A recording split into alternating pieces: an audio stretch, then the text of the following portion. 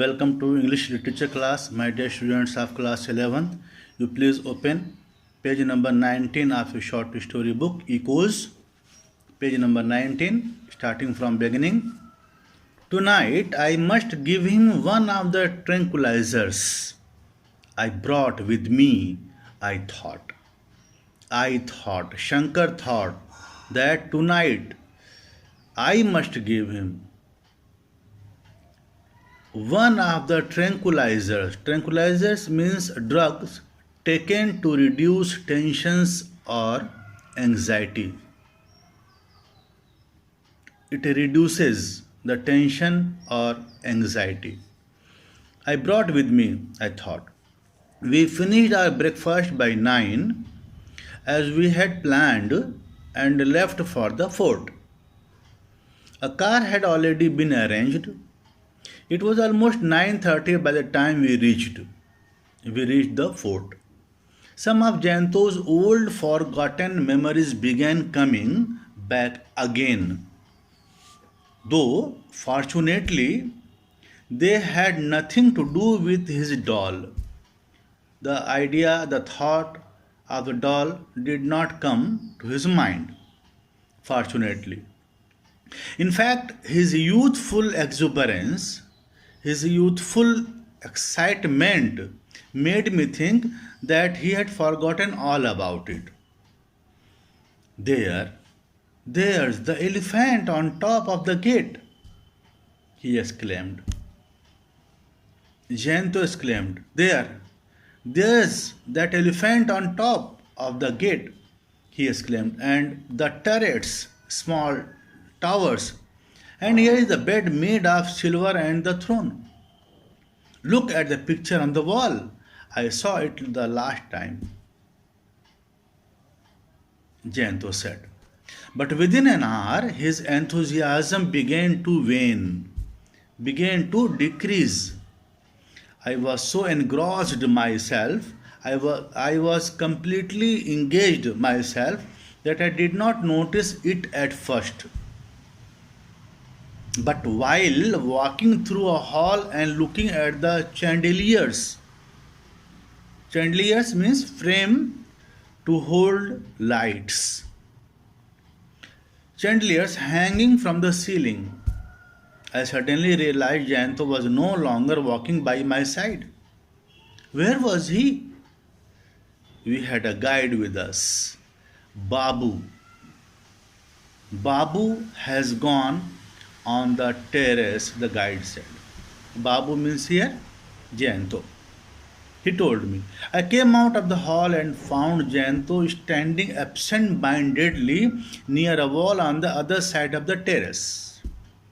He did not seem to notice my presence even when I went and stood beside him. He started when I called him by his name. What on earth is the matter with you? What's the problem with you? I asked. Why are you standing here looking morose, looking sad even in a beautiful place like this? I can't stand it.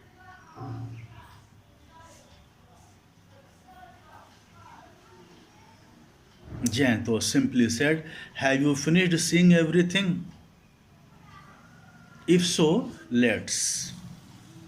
Had I been alone, I would definitely have spent a little more time at the fort. Shankar thinks.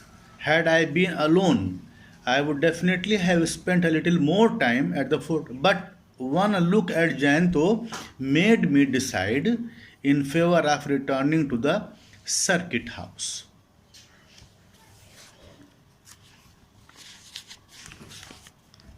A road through the hills took us back to town. Jayanto and I were both sitting in the back of the car. I offered him a cigarette, but he refused. I noticed a wild excitement, a hidden excitement in the movement of his hands. One moment he placed them near the window, then on his lap, and immediately afterwards began biting his nails. Jayanto was quiet by nature. He was very quiet by his nature. This odd restlessness in him worried me, as he was restless, so I worried. After about 10 minutes, I could not take it anymore. I could not tolerate and asked, "It might help if you told me about your problem." I said. Jayanto shook his head.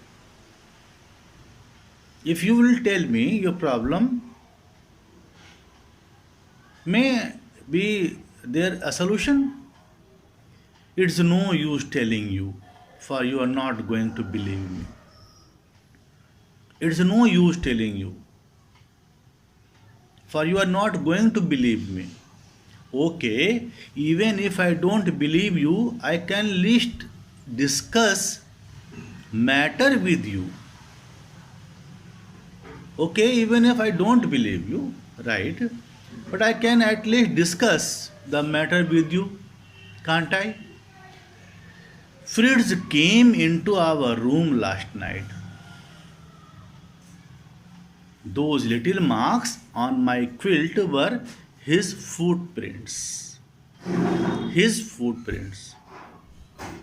There was very little I could do at this except catch hold of him by the shoulders and shake him. How could I talk sensibly to someone whose mind was obsessed, overpowered with such an absurd idea? How can I talk such a man? "You didn't say anything, did you?" I said finally. "No, but I could distinctly feel, clearly feel, that whatever was walking on my chest had 2 feet, not 4. 2 feet. It means it was Fritz, not a cat." As we got out of the car at the circuit house, I decided that Jayanto must be given a nerve tonic or some such thing. A tranquilizer might not be good enough. Some nerve tonic would be beneficial. A tranquilizer won't work, might not be good enough. I could not allow a 37-year-old man to be so upset by a simple memory from his childhood.